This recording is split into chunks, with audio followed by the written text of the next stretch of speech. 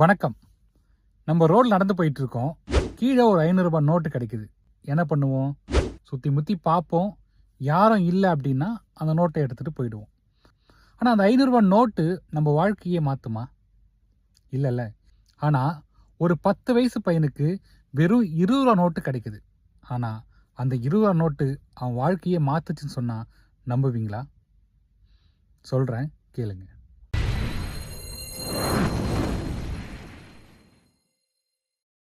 ஒரு சூப்பர் மார்க்கெட்டுக்கு வெளியில ஒரு சின்ன பையன் கிழிஞ்ச ட்ரெஸ்ஸோட நிற்கிறான்.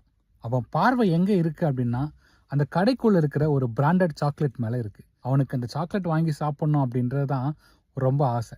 அட்லீஸ்ட் கிட்ட போய் அந்த சாக்லேட் ஆச்சும் பார்ப்போம் அப்படின்னு சொல்லி அந்த கடைக்குள்ள போக ட்ரை பண்ணுறான். செக்யூரிட்டி அந்த பையனை உள்ள விடாம விரட்டுறாரு.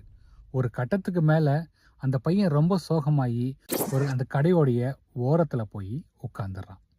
இதெல்லாம் பார்த்துட்டு இருந்த அந்த ஓனர் நேராக அந்த பையன்கிட்ட போய், தம்பி உன்னை பார்க்க பாவமாக இருக்கு, இந்த சாக்லேட் தானே உனக்கு வேணும், இந்தா புடி அப்படின்னு சொல்லி இலவசமாக அந்த சாக்லேட்டை அவனுக்கு கொடுக்கல.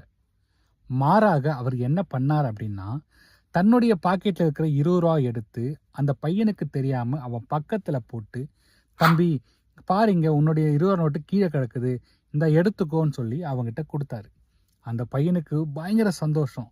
நேராக கடைக்குள்ளே போயிட்டு, அண்ணன் என்ன இந்த சாக்லேட் கொடுங்க அண்ணன் அப்படின்னா. அந்த பையனும் சந்தோஷமாக சாக்லேட்டை சாப்பிட்டுக்கிட்டு ஓடி போயிட்டான். கதை முடியல. சரியா 15 ஆண்டுகள் கழித்து அதே சூப்பர் மார்க்கெட் நஷ்டத்தில் போகுது. வயசான காலத்தில் கடனாகி ஓனர் ரொம்ப கஷ்டப்படுறாரு. அந்த நேரத்தில் தான் ஒரு சொகுசு கார் வந்து அந்த கடைக்கு முன்னாடி நிற்குது. அந்த கார்ல இருந்து கோட் ஷூட் போட்டுக்கிட்டு ஒரு பிஸ்னஸ்மேன் கீழே இறங்குறாரு.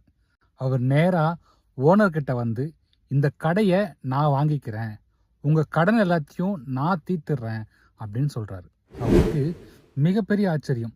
தம்பி நீங்கள் யாருப்பா, எனக்கு இவ்வளோ பெரிய உதவி பண்ணுறீங்களே அப்படின்னு கேட்குறாரு. அப்போ அந்த பையன் தன்னுடைய கோட்டில் இருந்த 20 ரூபா நோட்டு ஃப்ரேம் போட்டதை எடுத்து அந்த ஓனர்கிட்ட கொடுக்குறாரு.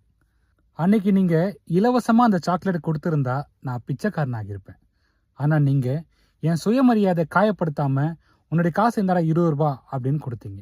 அன்னைக்கு தான் எனக்கு தோணுச்சு, நம்மளும் காசு சம்பாதிக்கணும், நம்மளும் வாழ்க்கையில் ஜெயிக்கணும் அப்படின்ற வெறி வந்துச்சு.